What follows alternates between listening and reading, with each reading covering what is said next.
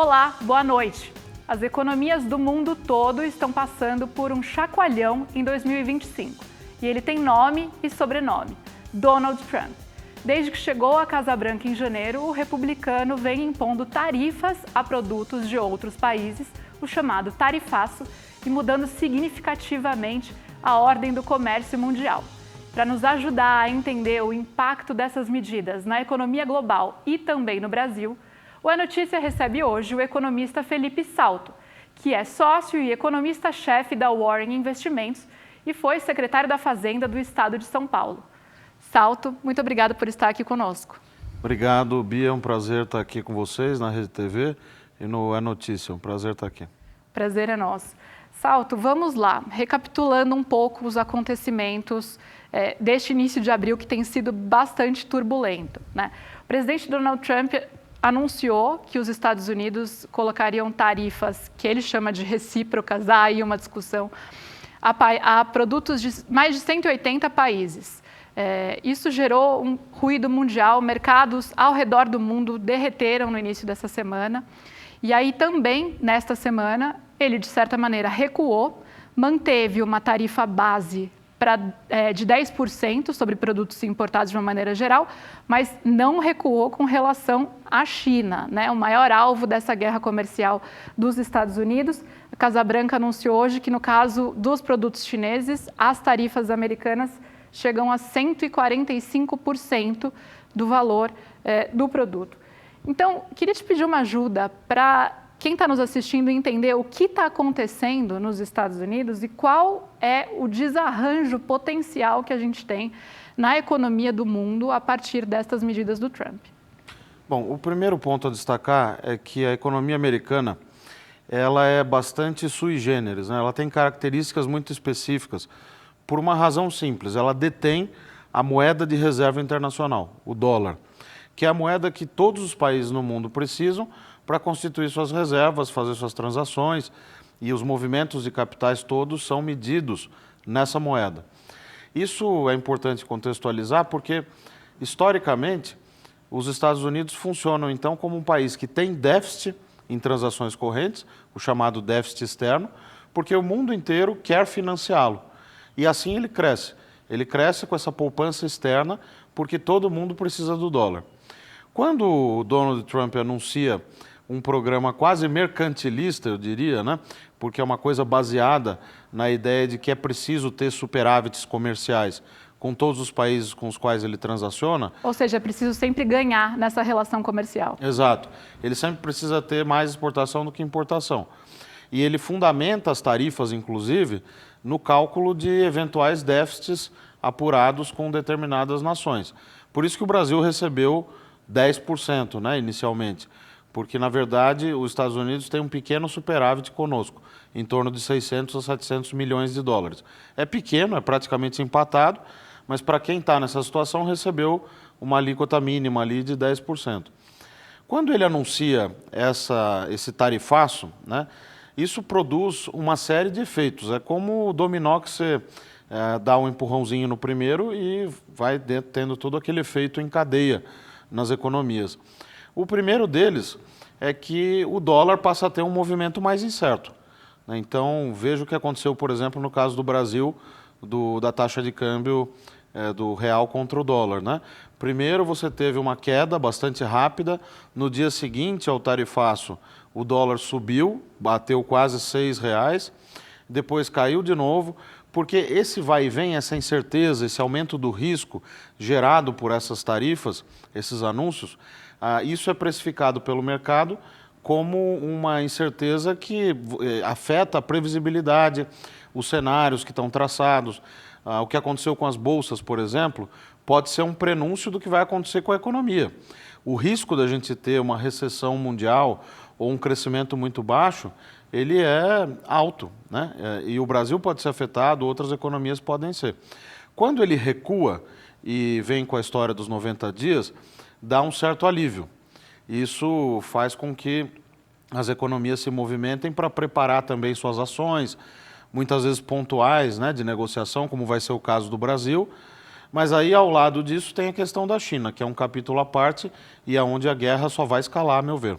Então, esses 90 dias, só para a gente fazer um adendo, é o tempo durante o qual essas tarifas, esse tarifaço, está pausado, segundo o Trump, para que ele faça essas negociações com os países. Exato. Né?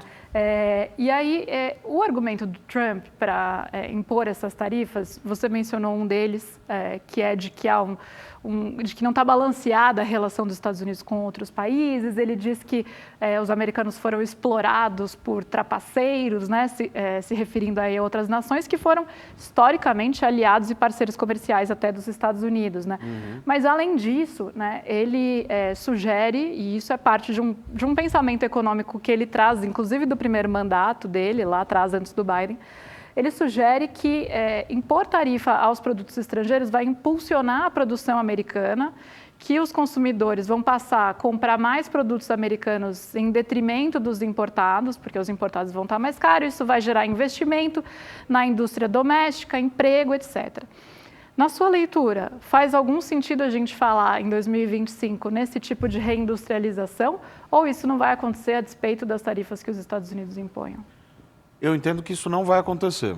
Quem mais vai pagar o preço dessa fatura, né, imposta pelo Donald Trump vai ser o povo americano, porque o ajuste vai se dar no preço, quer dizer, inflação. Veja, as empresas, por mais que você tenha a mobilidade dos fatores de produção, você consiga aumentar uma planta industrial, uma coisa desse tipo, ainda mais nos Estados Unidos, que tem uma produtividade alta, você não consegue da noite para o dia, apenas porque foram impostas tarifas, aumentar a sua produção, gerar mais empregos. O ajuste vai se dar no preço. Quer dizer, como você vai ter uma restrição do lado da oferta, porque vai entrar menos produtos, um volume menor de importados, o preço vai ter que se ajustar, porque a demanda vai continuar existindo. Então, essa inflação mais alta, o presidente do Federal Reserve, que é o Banco Central americano, Jerome Powell, ele falou logo depois do anúncio, né, um dia depois, que a apreensão dele era quanto a uma combinação de inflação alta com crescimento econômico mais baixo, que é o que a gente conhece na economia como estagflação. É o pior dos mundos, porque você tem a inflação, que prejudica sobretudo aqueles que têm uma renda mais baixa, e o crescimento mais baixo pela incerteza, pela restrição do lado da oferta e tudo isso que as tarifas vão proporcionar. Então, é uma visão antiquada que o Donald Trump revela ter a respeito do funcionamento dos mercados, da economia e na contramão da história, porque a globalização, desde os anos 90, o que ela fez foi repartir ao longo do mundo, ao redor do mundo, os processos produtivos. Então, os países eles vão se especializando de acordo com as suas vantagens comparativas, no que eles são melhores. Quando ele vem e diz, não, vamos produzir tudo aqui, os Estados Unidos grande de novo, etc., é uma visão tão antiquada, porque ele vai prejudicar o próprio país. Vai gerar menos bem-estar, menos crescimento econômico, menos investimentos e vai gerar turbulências nas outras nações também, que vão precisar arranjar outros parceiros comerciais. E aí é que o Brasil pode se beneficiar. Por exemplo, no caso do acordo Mercosul-União Europeia. Que é um acordo que foi anunciado, né, no ano passado. Houve o anúncio político desse acordo. Depois deste anúncio político, é preciso ter uma série de trâmites burocráticos ainda e também dentro do legislativo de parte dos países, notadamente aí, na União Europeia. Mas você é otimista, portanto, com relação a esse acordo Mercosul-União Europeia prosperar neste cenário muito mais incerto e instável com os Estados Unidos na posição que estão hoje, é isso? Eu entendo que sim, Bia, porque quando a gente olha a condução desse processo todo aqui no Brasil, claro, o Itamaraty, com a sua diplomacia que é reconhecidamente técnica, muito bem formada, experiente, mas também com a liderança do Geraldo Alckmin, ministro do Desenvolvimento, Indústria e Comércio, que é responsável por essa área também, eu fico otimista, porque o que o Alckmin tem dito, e o governo tem sinalizado em geral, é que não vai partir por um tudo ou nada. Ele vai observar e vai ver pontualmente onde ele pode dar tacadas mais certeiras. Por exemplo, a questão do etanol e do açúcar, onde a gente tem uma competitividade alta, a cota de exportação do açúcar para os Estados Unidos é muito pequena. E aquilo que excede a cota é super tarifado. Então você tem aí uma oportunidade. O etanol, do qual eles são dependentes também, e que a gente exporta muito, Então, isso é uma frente. A outra, que é a União Europeia, o acordo está aí há 25 anos, mais até, houve esse avanço, como você mencionou, mas precisa da chancela, da ratificação, sobretudo dos países europeus. Nesse contexto em que a Europa vai precisar também tomar atitudes, né, mediante essas tarifas mais altas impostas a ela, a gente ganha vantagens, ganha talvez um espaço maior na mesa de negociação.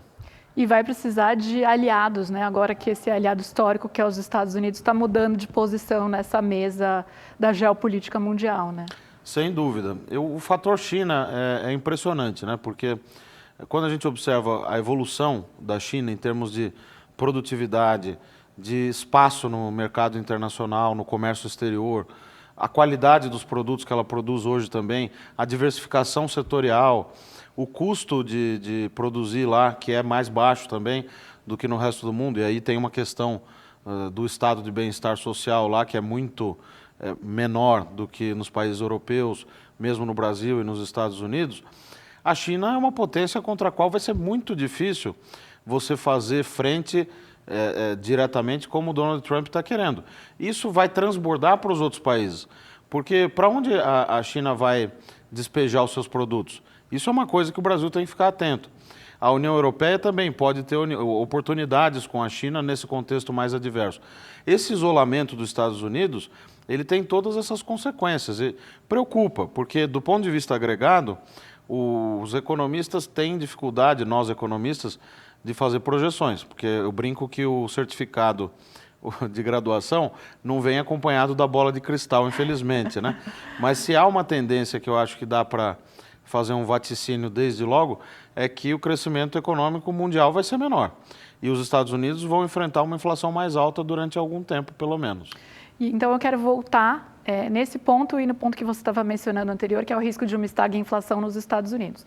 Então, se o crescimento econômico mundial vai ser menor, há uma expectativa de um crescimento econômico nos Estados Unidos mais lento também em razão dessas tarifas, num cenário de inflação elevada. Qual é o risco concreto de uma recessão nos Estados Unidos e qual vai ser o impacto disso para o mundo? Eu entendo que o risco de recessão existe, aumentou, mas ainda acho que os Estados Unidos vai apresentar uma taxa de crescimento no curto prazo. A inflação vai aumentar. Aí a pergunta que se coloca é o que o Banco Central americano, o Fed, vai fazer nesse contexto? Ele vai reduzir a taxa de juros? Logo que veio o anúncio do pacote de tarifas, a precificação dos juros, né, para quem está nos ouvindo, os juros futuros, o mercado antecipa isso e precifica esses juros, já indicavam um corte brutal na Selic, nos juros básicos lá da economia americana. Se isso acontecer, é claro, dá uma ajuda do ponto de vista do crescimento, evita talvez uma recessão, pode pressionar mais a inflação, num contexto em que você já vai ter a inflação pressionada pelo choque das tarifas. Para o Brasil é bom, porque com o juro lá fora menor e a nossa taxa de juro ainda bastante alta, o Banco Central brasileiro tem aumentado a Selic, talvez pare daqui a alguns meses, mas vai parar num patamar bastante elevado. Isso nos beneficia, porque vai atrair capitais externos para cá, o câmbio pode cair um pouquinho e tudo mais. Então, explica isso para quem está nos assistindo, por favor. Por que atrai capital privado para cá? A gente está com uma Selic alta hoje, Selic em torno de 14, Selic está em 14,25 ao ano, né? Então, por que estar com essa Selic alta e a taxa de juros no exterior, Estados Unidos notadamente, está num caminho, numa perspectiva de redução, pode fazer com que a gente atraia dinheiro? Isso é interessante, porque a economia, eu sempre gosto de falar que é um sistema de vasos comunicantes, que a gente aprende lá na escola, aqueles vasos que tem aquela ligação embaixo, você coloca a água aqui, todos eles são afetados. E isso é importante, essa figura, porque quando você tem uma taxa de juros muito alta, em tese, os dólares podem vir para cá, porque você vai ter um ganho muito alto, de 14%, 15%. Só que essa análise é feita comparando-se com o risco também. O risco de levar dinheiro para o Brasil compensa essa taxa de juros de 14%, 25%, que pode chegar a 15%. Isso compensa o risco país, o risco soberano do Brasil? Se a resposta for sim, então o dinheiro vem para cá. Quando você compara esses 14%, 15% com o juro lá fora, que são as alternativas que o dinheiro tem, os investidores têm para levar o seu dinheiro, se aquela taxa de juros dos Estados Unidos está mais baixa, para nós é ótimo, porque a alternativa do investidor, que seria colocar o dinheiro no país mais seguro, o chamado flight to quality, né, o voo para a qualidade, o dinheiro vai para os Estados Unidos em momentos de incerteza, porque é o país que emite a moeda, emite o dólar. E que, apesar de ter uma taxa de juros baixa, você tem a segurança total. Mas se é ele que está causando a incerteza, isso muda. Se é ele que está causando a incerteza, se os juros lá vão ficar ainda mais baixos, por que não trazer para uma economia que, apesar dos seus problemas, e a gente tem problemas estruturais no lado fiscal, a dívida alta, é um país que honra seus compromissos, que tem um nível de reservas elevado, que tem contas externas relativamente equilibradas, a gente tem um déficit externo que praticamente equivale aos investimentos estrangeiros diretos. Então, é nisso que a gente ganha, porque aí você tem um volume maior de recursos entrando aqui e o preço do dólar fica mais barato, porque tem mais dólar em circulação. Então, o dólar cai, a taxa de câmbio fica mais baixa. Isso ajuda a inflação domesticamente também. O Banco Central, nos últimos comunicados, na apresentação do relatório chamado de política monetária, né, pelo próprio presidente do Banco Central, Gabriel Galípolo, ele indicou algumas coisas. Ele falou, olha, o lado fiscal continua tendo os problemas, a gente percebe que a economia talvez já esteja desacelerando, o dado do PIB do último trimestre foi bem negativo do ano passado, né? O consumo que estava crescendo 0,5% acima da inflação a cada trimestre, caiu 1% no final do ano passado. Os empregos ainda estão muito fortes. Você vê o CAGED, o Cadastro Geral de Empregos e tal, mostrando criação de vagas de mais de 430 mil. Então, são sinais contraditórios que a economia tem nos dado nesse início de 2025. Nesse contexto, o Banco Central não pode tomar nenhuma atitude do tipo cavalo de pau. Vou encerrar o ciclo, começar a reduzir. Então, o que eu acho que o Banco Central vai fazer? Principalmente agora com essa grande novidade, que é essa mudança na política econômica dos Estados Unidos, com as tarifas. Aguardar, talvez desacelerar e promover um aumento de 50 pontos, né, 0,5% na Selic, na próxima reunião, e depois aguardar a marcha dos acontecimentos. Porque, veja, os movimentos nesse início do pós-tarifaço são muito contraditórios. De repente o câmbio explode, depois cai de novo. Então, o Banco Central não pode se movimentar de acordo com esses ventos, feito biruta de aeroporto.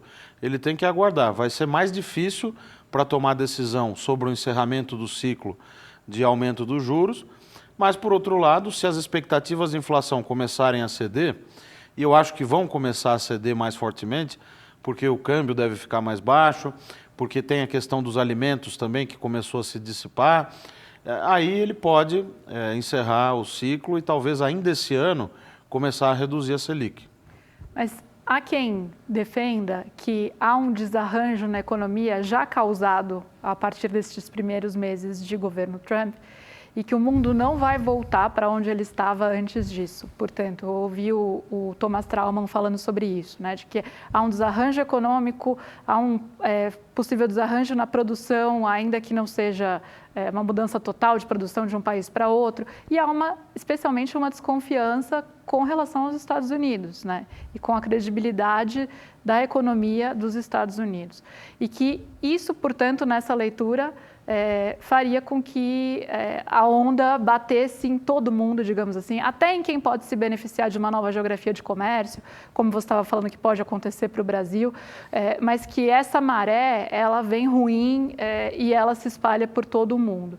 Queria saber o que você pensa disso. De fato, as placas tectônicas estão se movimentando fortemente, né, depois desse primeiro terremoto. O que precisa ter cuidado é que, sim, vai haver um efeito agregado na economia mundial, não tem como, porque ele estabeleceu tarifas que vão simplesmente mudar toda a decisão de alocação dos recursos, de fluxo comercial. Não tem como isso não afetar a eficiência econômica, a produtividade, a inflação e o crescimento, principalmente. O que nós precisamos ter cuidado é analisar especificamente cada caso. O caso do Brasil, a gente tem uma vantagem, né? Porque parceiros ou concorrentes nossos que exportam também para os Estados Unidos e que foram agraciados com tarifas muito maiores, eles vão ficar menos competitivos do que nós. Então o agro vai se beneficiar. Esse ano já vai ser um ano bom para o agronegócio no Brasil, a safra gigantesca, fora os recursos que o governo colocou para o Plano Safra e tudo mais, e ainda esse impulso que pode ser dado, dependendo de como a gente conduzir as negociações e atuar nesse admirável mundo novo às avessas, né? Porque é admirável mundo novo às avessas. Porque tem aquele livro dos anos 30 do Aldous Huxley, né, que você conhece, que não tem nada a ver com economia, mas é um negócio meio distópico e tal, e o título é Admirável Mundo Novo. Daí eu tenho usado essa referência, né, para falar que é um admirável mundo novo, mas não tem nada de muito admirável nem de muito novo. O que o Trump está fazendo é super velho, né? É mais velho do que andar para frente, porque o Brasil mesmo, no passado, fez a chamada política de substituição de importações para proteger a indústria nascente, criar todo o parque industrial que foi criado, o setor automotivo mesmo, né, que até hoje tem muitos benefícios tributários e tudo mais. Então, é uma política que é conhecida. Agora, vindo de um país como os Estados Unidos, que ainda é a economia mais importante, ela produz consequências que são até insondáveis, né? Então, na sua avaliação, ainda não dá para a gente dizer assim, tudo isso que está acontecendo no mundo vai afetar o crescimento brasileiro positivo ou negativamente, a inflação brasileira positiva ou negativamente. É cedo para traçar um cenário desse tipo? Eu acho que é cedo, mas para não ficar em cima do muro, eu acho que para o Brasil, talvez a gente seja mais beneficiado no curto prazo do que outros países. Porque a gente tem essa vantagem de ter recebido uma tarifa mais baixa, de 10%, tem essa questão de que outros concorrentes nossos que exportam também soja, outras matérias-primas e tal, receberam alíquotas maiores. E a gente tem essa frente com a União Europeia, agora abriu portas também com o Japão, que é dificílimo de entrar e que não que que as portas já estejam escancaradas por lá. Mas essa viagem do presidente Lula ao Japão, a forma como ele foi recebido, os sinais, né, que são importantes na questão diplomática, me deixam otimista, porque a gente pode abrir outras frentes.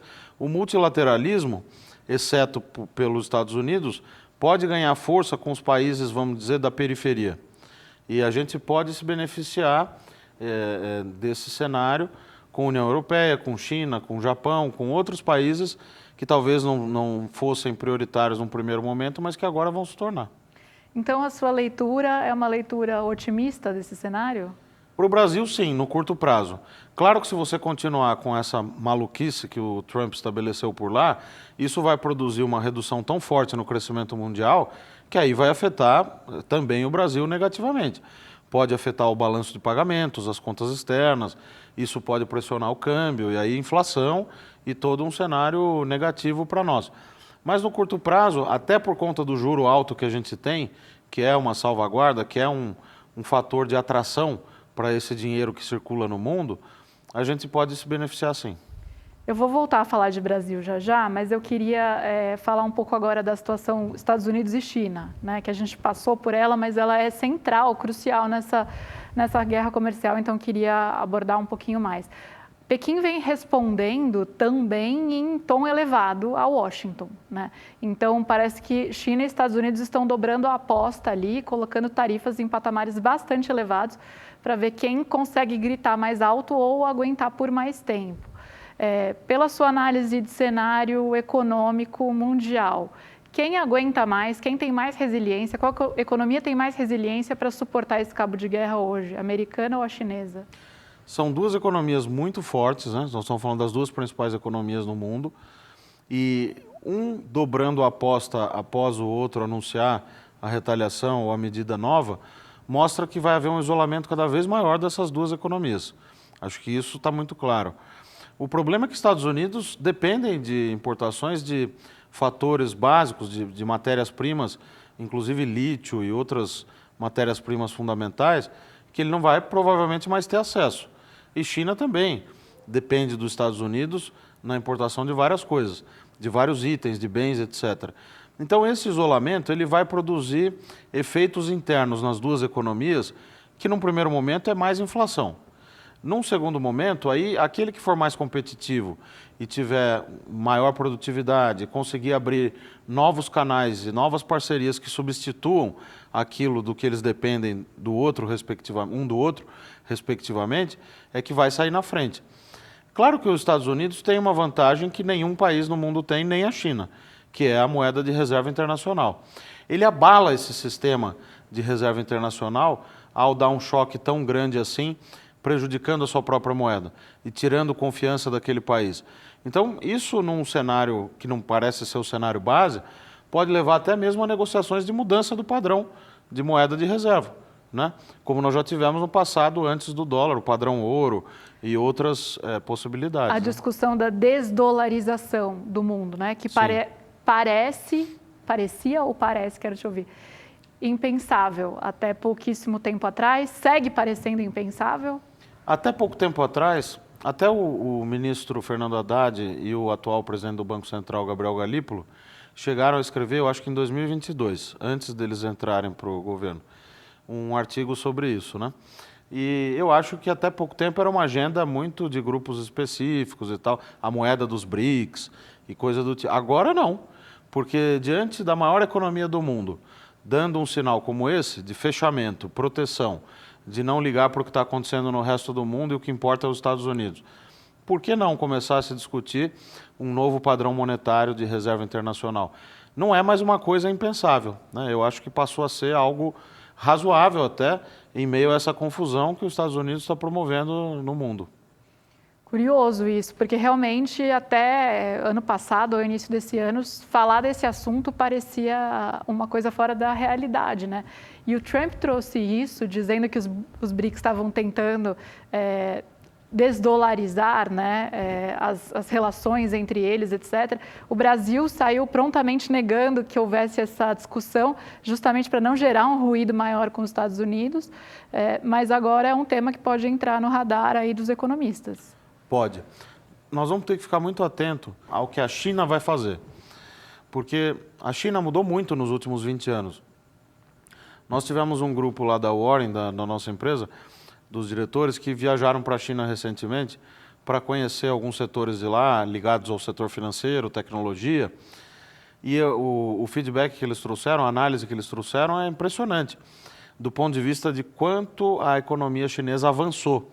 A gente tem aquela ideia de um país que polui muito, cheio de carros, cheio de fábricas e tal, mas isso já mudou.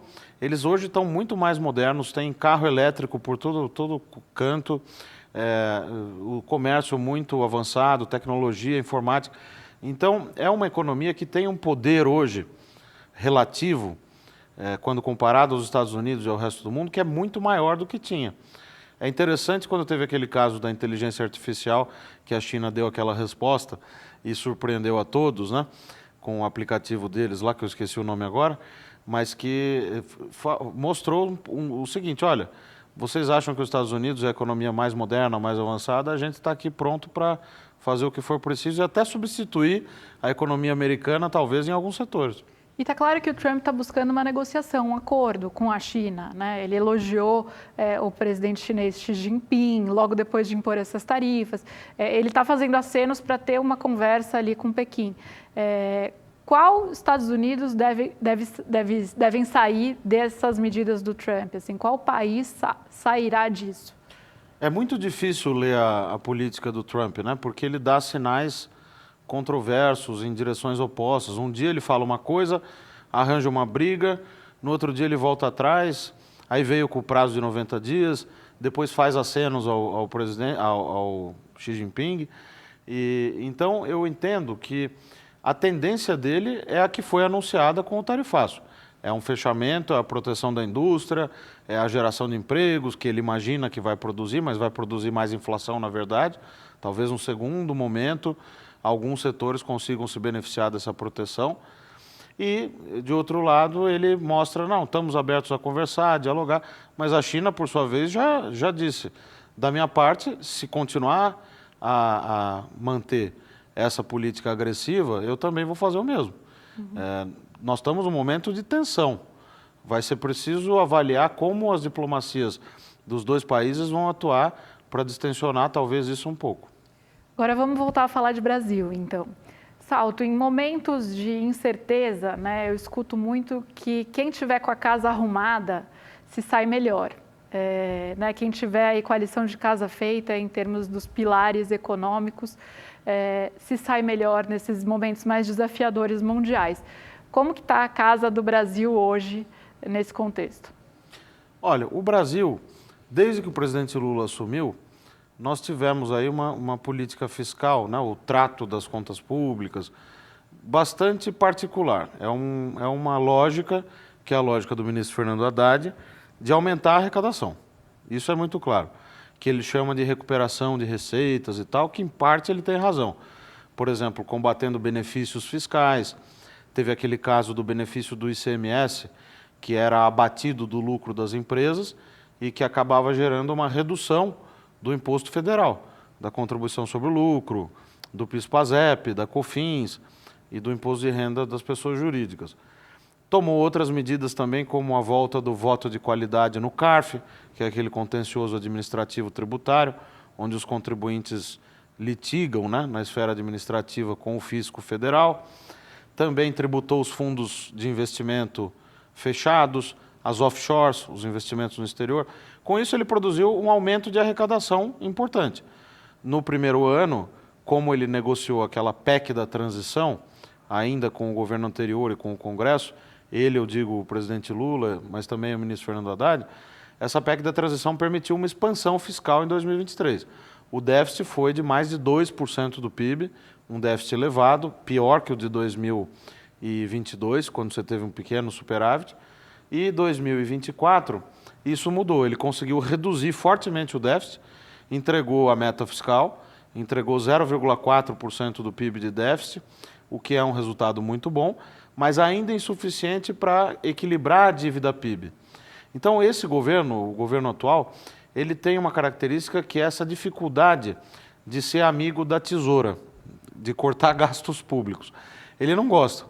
A pressão de todo o entorno do presidente Lula, dos seus ministros, exceto o ministro Haddad, e talvez a ministra Simone também, a pressão é por gastar. E o Congresso também adora isso, né?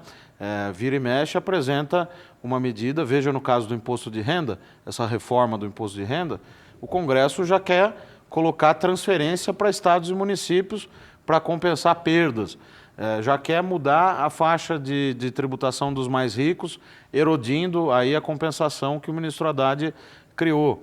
Então, é uma política fiscal que não é irresponsável, eu entendo que o governo conseguiu mostrar que é responsável fiscalmente, mas está longe de conseguir equilibrar a dívida PIB, que é muito alta, né? Ela está se aproximando de 80% do PIB.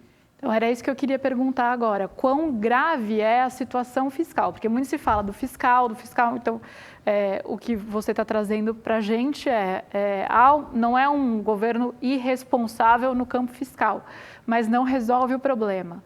Quão grave é a situação hoje? Se o Brasil segue caminhando no ritmo que ele está agora, onde que a gente chega? Eu entendo que o mercado financeiro, por um lado, no qual hoje eu trabalho, às vezes exagera nas suas avaliações. De repente parece que os 4 cavaleiros do Apocalipse já estão ali na Faria Lima esperando o mundo acabar, ou preparando o fim do mundo. De outro lado, o governo também exagera no otimismo. E parece que o mundo é cor-de-rosa. Não, resolvemos o problema. Não resolveram nada. Nós temos um déficit público, a dívida está crescendo todo mês e essa dívida é muito mais alta do que a dívida quando comparada à média dos países emergentes, que são os países comparáveis. Então, e por que isso é grave? Explica também pra gente. Isso é muito grave porque isso explica o juro muito alto. O juro muito alto derruba o investimento e faz com que o país fique crescendo naquele modelo de voo de galinha. Cresce 2 anos, 3%, depois já volta a crescer de novo mais baixo, como vai acontecer em 2025. Nesse ano a gente vai crescer provavelmente 2%. Não é um desastre, mas podia estar crescendo 4%, 5%, se tivesse o quê? Contas públicas organizadas, um Estado mais enxuto, programas sociais feitos de maneira mais eficiente. Hoje você tem abono salarial, seguro-desemprego, benefício de prestação continuada, lei orgânica de assistência social, o Bolsa Família. Você tem um conjunto de gastos sociais que são heterogêneos e que muitas vezes eles se sobrepõem. e que custam muito caro. E você não vê nenhuma discussão de corte, só vê discussão de ampliação. Tem uma mudança aqui e acolá, mas continua a indexação do salário mínimo, que turbina os gastos sociais toda vez que tem reajuste.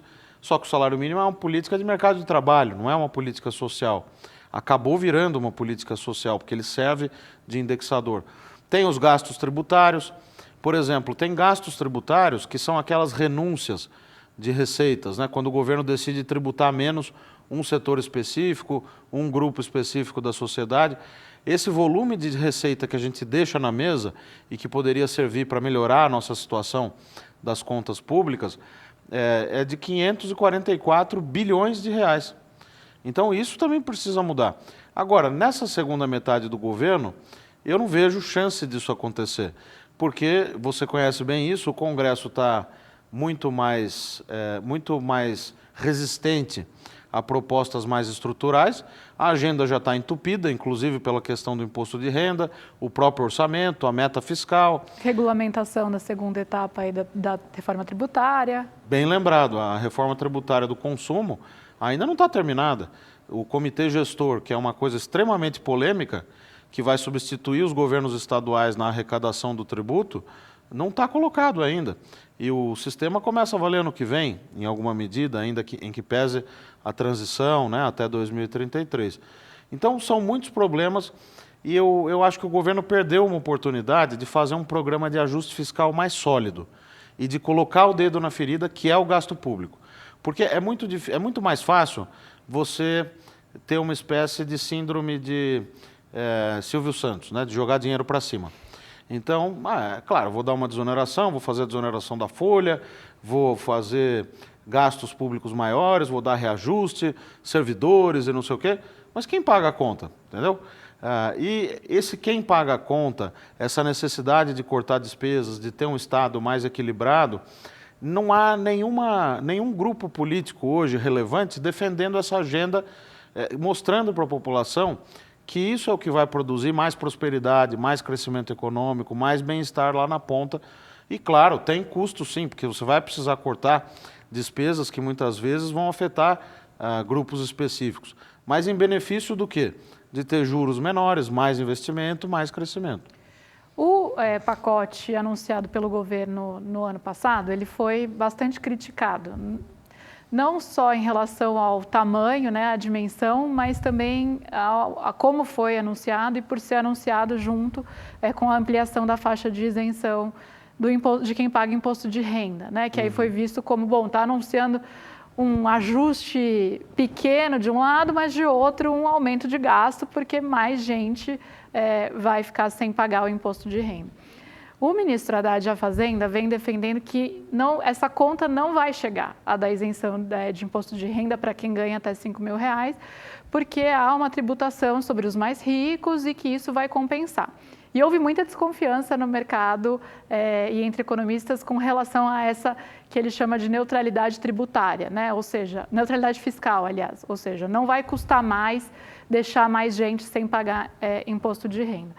Agora, estamos em abril, o cenário está claro de uma maneira ou de outra, no sentido de fato, a conta vai fechar, pelo que o ministro Haddad, como o ministro Haddad está dizendo, ou não, essa conta realmente não vai fechar, porque o Congresso já está também se sobrepondo, de certa maneira, ao Executivo e embicando para um outro lado esse debate. Entendo que o pacote que foi apresentado no fim do ano passado é bom, é positivo, está na direção certa. Mexeu na regra do salário mínimo, por exemplo, na questão do abono salarial, né? E no caso do salário mínimo, limitou o crescimento ao teto de gastos, né? O novo teto de gastos, chamado novo arcabouço fiscal, mudou regras do Fundeb, incorporando no Fundeb alguns gastos que estavam fora do seu guarda-chuva e com isso gerando economia, limitou um pouco as emendas parlamentares. Então, ele mexeu nas válvulas corretas, mas não na intensidade que seria necessário. Porque essa intensidade, só para dar um número, a dívida pública está indo para 80% do PIB. Nós estamos com uma taxa real de juros, se descontar a inflação, de mais de 9%. E o crescimento econômico em torno de 2%. Vamos supor que os juros daqui 2 anos voltem a um patamar mais razoável, próximo de 5%, e o crescimento em torno de 2,5%. Se a dívida tiver já mais de 80% do PIB, eu preciso de um superávit de mais de 2% do PIB para conseguir equilibrar a relação dívida-PIB, para que ela estacione, para que ela pare de crescer. Isso é fundamental para ter juros mais baixos, para atrair os investidores, etc, etc. Então, por isso que o pacote foi visto com um certo receio, foi mal avaliado pelo mercado, porque ele não é suficiente. E também porque veio a história do imposto de renda misturando no meio daquele pacote de corte de gastos, veio, na verdade, um corte de receita. O ministro, claro, tem fé pública, a palavra dele, e ele falou desde aquele momento que seria equilibrado. Mas precisa mostrar. E aí essa demonstração veio agora. Quando ele mandou a proposta do imposto de renda, de fato veio um projeto equilibrado. Nas minhas contas, elas são um pouco diferentes das contas do governo, mas os números que o governo apresentou são bastante razoáveis. Aquilo que ele deixa de arrecadar com o aumento da faixa de isenção, para quem ganha até R$5.000 e até R$7.000 na transição, e o quanto ele vai arrecadar adicionalmente daqueles 141 mil contribuintes que estão no topo do topo da pirâmide de renda, né, e de riqueza no Brasil. Foi bom nesse sentido, então, nasceu equilibrado. Qual que é o receio agora dos analistas, do mercado e tudo mais?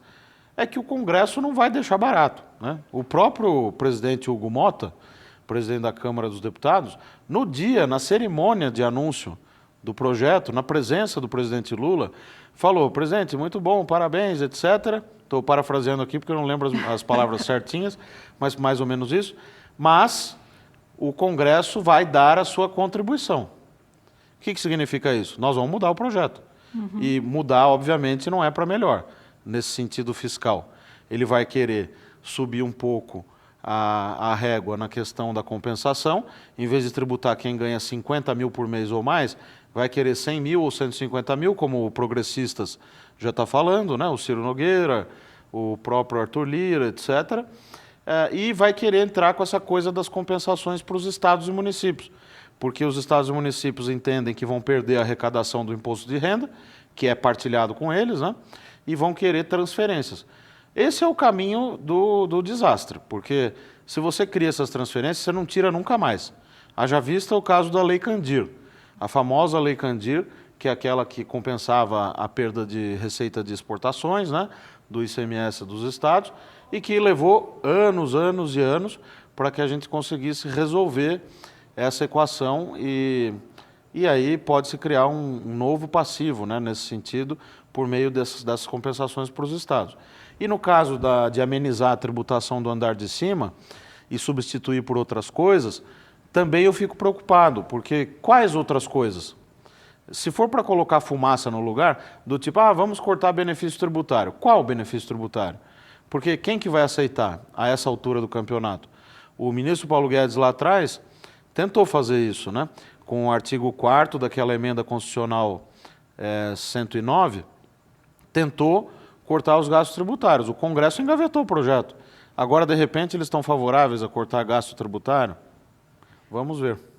Felipe, mais uma vez, obrigada por estar aqui conosco. Estávamos falando sobre a situação fiscal aqui no Brasil e eu quero aproveitar e perguntar para você o seguinte: esse governo, ao final dele, tendo em vista o que foi feito nesses 2 primeiros anos, vai conseguir cumprir uma promessa que foi a promessa de construir um sistema tributário mais justo, ou não vai conseguir entregar um sistema tributário melhor do que o que pegou? Qual que é a sua avaliação? Em tese, a reforma tributária do consumo, que veio pela emenda constitucional 132, a reforma defendida pelo economista Bernard Api já há muitos anos, no governo Lula 2008, tentou-se aprovar uma proposta similar, o governo Lula não conseguiu, na época o governador Zé Serra, em São Paulo, foi o grande opositor àquele projeto e conseguiu derrubar. E agora um projeto muito similar avançou. Encontrou o consenso necessário, obviamente que pagando muito para os estados e municípios por meio das compensações que estão previstas. Isso não é uma coisa lateral, porque são 790 bilhões de reais que o fundo ou os fundos previstos na reforma tributária vão receber para distribuir para os estados e municípios. Esse foi o preço direto para aprovar essa reforma tributária. E aprovou-se, ótimo. Vamos ver agora os próximos passos, porque o contencioso tributário pode aumentar muito. Você introduziu na Constituição um sem número de dispositivos novos, de coisas que vão gerar demandas na Justiça. A gestão do imposto, que são dois, né? A CBS, que é federal, e o IBS, que é dos estados e municípios conjuntamente, está pouco claro ainda como isso vai se dar. No caso da CBS, a Receita Federal vai comandar, o PIS/PASEP e a COFINS, né, eles estão sendo unificados nessa CBS, eu não vejo tanto problema aí. A questão do IBS é que me preocupa mais, porque você imagina que quando a gente consome esse copo d'água aqui, em São Paulo, que nós estamos, nós vamos recolher para o estado de São Paulo e vai cair lá na conta única do estado no Banco do Brasil, R$2 de ICMS, por exemplo. Como vai ser com o comitê gestor, que vai ser esse órgão que vai comandar toda a tributação do âmbito subnacional? O dinheiro não vai mais para o governo do estado, vai subir lá no comitê gestor, e esse comitê é que vai dizer, olha, tem que devolver uma parte do crédito para a contribuinte Beatriz, porque ela tem direito a crédito, essa parte aqui cabe ao governo do estado e essa outra partezinha aqui ao município. Então, imagine zilhões de operações acontecendo ao mesmo tempo, e esse comitê gestor, que vai ter 54 membros, comandando tudo isso. Não está claro como isso vai funcionar. O projeto que cria esse comitê está parado lá no Congresso, ainda não foi aprovado, e no ano que vem já tem que começar a funcionar a reforma tributária, né, ainda que tenha um período de transição longo. E a briga, né, dos estados, dos municípios e da União em torno disso vai ser grande. Então me preocupa muito, ainda que em tese a gente possa falar que o sistema vai ficar mais simples, porque vai migrar a tributação para o destino, a transição é muito longa, as incertezas são muitas e a governança do tributo estadual municipal é incerta. Então, a parte que eu sou pessimista é essa do sistema tributário. Eu acho que o governo tem direito de defender, de mostrar que foi uma conquista, etc., mas tem muito chão ainda e vai precisar de muita discussão, de regulamentação e de correção, provavelmente, do que foi aprovado, para que a gente não tenha um retrocesso em relação ao sistema, que é complexo, sim, que nós temos hoje, mas que bem ou mal funciona. E o que você espera para a economia brasileira nesses próximos 2 anos finais de mandato do governo Lula? Eu entendo que o presidente Lula avançou em muitas coisas. Você vê, por exemplo, a questão da desigualdade, os direitos sociais, restabeleceu uma relação importante com o Congresso, um diálogo institucional, negocia suas propostas, vendeu o Brasil no mundo novamente e recolocou o país para negociar, para abrir novas frentes de comércio. Isso é muito importante. Agora, o ponto fraco do Partido dos Trabalhadores, isso não há como deixar de dizer, não tem como deixar de dizer, é o desarranjo das contas públicas. Por mais que eu admire o ministro Fernando Haddad, a sua equipe, acho que fazem um belo trabalho, falta convicção política do presidente e dos seus principais auxiliares em relação ao fato de que nós temos contas desorganizadas, desequilibradas. O gasto cresce demais. Isso não é uma agenda da direita, não tem nada a ver com agenda liberal. É uma agenda que é a pré-condição para ter crescimento. Isso hoje é praticamente consensual entre os economistas, os formadores de opinião, pessoas que já passaram por cargos, etc., mais à esquerda, mais à direita. É preciso ter um ajuste fiscal mais duro, mais persistente e em cima do gasto. Porque senão nós vamos continuar tendo déficits, esses déficits vão alimentando a dívida e o juro continua muito alto. Não há empresário que sobreviva no país com uma taxa de juros como nós temos aqui. Salto, uma última pergunta, porque nosso tempo está chegando ao fim. Há uma pauta política hoje em discussão, que é a pauta da anistia aos condenados envolvidos, não só os que já foram condenados, no 8 de janeiro. Essa pauta, ela tem impacto econômico para o Brasil? na avaliação de investidores, mercados, estrangeiros, etc.? Entendo que indiretamente sim, porque é uma pauta que coloca em xeque a própria discussão sobre a institucionalidade, a força da democracia brasileira. Não há como tergiversar e negociar e abrir mão de certos valores e compromissos, como a defesa do Estado Democrático de Direito, da Constituição Cidadã, a Constituição de 88.